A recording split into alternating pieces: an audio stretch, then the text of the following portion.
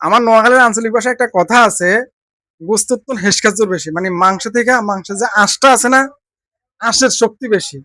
এটা কি জন্য বলে, এটা বলে এই জন্য, ধরেন আপনি মাংস কিনে মাংস খাইলেন, কিন্তু মাংসের যে আঁশটা আছে, আঁশটা দাঁতের মধ্যে লাগি থাকে, আটকে থাকে। এটার জন্য আপনি টুথপিক লাগবো বা দাঁত খিলেল বলেন, আমার আঞ্চলিক ভাষায় দাঁত খিলেল লাগবো, বা সুপারি পাতার শলা বলেন, বা বাক্সা বা নারিকেল পাতার শলা বলেন, এই শলা দিয়ে আপনার আঁশটারে ছুটাইতে হয়। কিন্তু যতক্ষণে আপনি আঁশটা ছুটান, একদিন লাগুক বা 1 ঘন্টা লাগুক বা 2 দিন লাগুক বা অনেক সময় লাগি থাকে, এটা ভিতরে ঢুকি থাকে, ততক্ষণে আপনি যে মাংসটা খাইছেন না, মানে গোস্তটা খাইছেন না, এই গোস্তটা মলের সাথে নাড়িভুড়ি হয়ে বাইরে গেছে, কিন্তু এই আঁশটা আপনারে মানে ভোগাইতে আছে, দাঁতও অনেক সময় ব্যথা করে আঁশটা যখন আপনার দাঁতের মধ্যে আটকে থাকে। কিন্তু এখন কথা হইলো, আবার ঢাকায় ভাষা আরেকটা কথা কয়, বাড়িওয়ালার বাড়ি না ভাড়াটিয়া জমিদারি। মানে বাড়িওয়ালা যেভাবে বাইরে নর্মালি চলাফেরা করে, কিন্তু ভাড়াটিয়া মনে করে এমন ভাব দেখা যায় এটা ভাড়াটিয়ার বাড়ি, ভাড়াটিয়া এইভাবে চলে আর কি। এই কথাটা বলতেছি আমি এই জন্য বলতেছি, আমরা 2025 সালের প্রাথমিক বৃত্তি পরীক্ষা বা মেধা যাচাইকরণ পরীক্ষা যে নামে বলেন আপনি, সেটা কিন্তু বন্ধ হয়ে গেছিল, সেটা কিন্তু হয় নাই। সেটা কেন হয় নাই? কিন্ডার গার্ডেন যারা আছে বাংলাদেশের মধ্যে বিভিন্ন ভাবে ব্যাংকের ছাত্রের মতো যেখানে ছড়াই ছিটে রয়েছে কিন্ডার গার্ডেন গুলা, এই কিন্ডার গার্ডেনে যে শিক্ষক বা অভিভাবকরা এটা নামে একটা রিট করছে যে ওই কিন্ডার গার্ডেনের পোলাপাইন গুলারও প্রাথমিক বৃত্তি পরীক্ষার মধ্যে নিতে হবে। কিন্ডার গার্ডেনের পোলাপাইন গুলার ছাত্রছাত্রী গুলার বৃত্তি পরীক্ষার মধ্যে নেয় নাই, মূল্যায়ন পরীক্ষার মধ্যে নেয় নাই। আচ্ছা, না নেওয়ার কারণ হচ্ছে কিন্ডার গার্ডেন তো সরকারি না। ওই রিট করার কারণে এই প্রাথমিক বৃত্তি পরীক্ষাটা বন্ধ হয়ে গেছে, এই পরীক্ষাটা হয় নাই। আচ্ছা, না হওয়ার কারণে যত পোলাপাইন প্রস্তুতি নিচ্ছে, এই যে প্রাইভেট পড়ছে বা মডেল টেস্ট দিছে বা কোচিং করছে, বিভিন্ন ভাবে যেভাবে পারছে বা সময় ব্যয় করছে, এটা পোলাপাইনের বিতা হইলো পণ্ডশ্রম, এই কথাটা যেভাবে বলে আর কি সাহিত্যিক ভাষা। আচ্ছা, এখন রিড করছে, এটা বলে রিড করছে যে তাদের বাচ্চা কাচ্চা গুলারও, কিন্ডার গার্ডেনের বাচ্চা কাচ্চা গুলারও পরীক্ষা দেওয়ার পারমিশন দিতে হবে সরকারিভাবে প্রাথমিক বৃত্তি পরীক্ষা। সরকারের লজিক ছিল যে এরা তো প্রাইভেটে পড়ে, এদের বৃত্তি দেওয়ার কোনো সুযোগ সুবিধা দেওয়া হবে না, এরা বৃত্তি বা যা মেধা যাচাইকরণ প্রক্রিয়া থেকে বঞ্চিত। আমি আমার এজ এ হিউম্যান হিসেবে আমার মতামত হচ্ছে হলো সরকারের সিদ্ধান্তটা রাইট ছিল। আচ্ছা, এখন ওই যে গুস্তত্তন হেসকাজোর বেশি, প্রাথমিক বিদ্যালয় যেটা, এটা তো মাংস, আর হেসকা হচ্ছে আপনার এই যে কিন্ডার গার্ডেন যেটা বলে আর কি, এই কিন্ডার গার্ডেন হলো হেসকা, আঁশ, আইস। আচ্ছা, এখন কি করলো, রিটটা কার্যকরী হওয়ার জন্য এটা হাইকোর্টে একটা রিট করছে। হাইকোর্ট কি করলো, এটারে রায় শুনানির ডেট ধার্য করছে। ঠিক আছে, শুনানি ধার্য করছে, আইনি জটিলতার কারণে এটা আর পারে নাই। এখন এই 3রা নভেম্বর 2025 সালে এটারে অবৈধ ঘোষণা করছে হাইকোর্ট।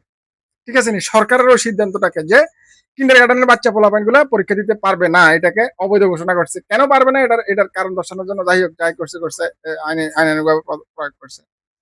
এখন ফাইনালি কি হলো, বৃত্তি পরীক্ষাটা কিন্তু এই যে 15/4/2026, অর্থাৎ আজকে হচ্ছে বুধবার। তো এই বুধবার 15/4/2026 বৃত্তি পরীক্ষা প্রাইমারি স্কুলে হয়েছে। এটা 2026 সালে হয়েছে, 25 সালে পরীক্ষা হওয়ার কথা ছিল 25 সালে পরীক্ষার্থীদের।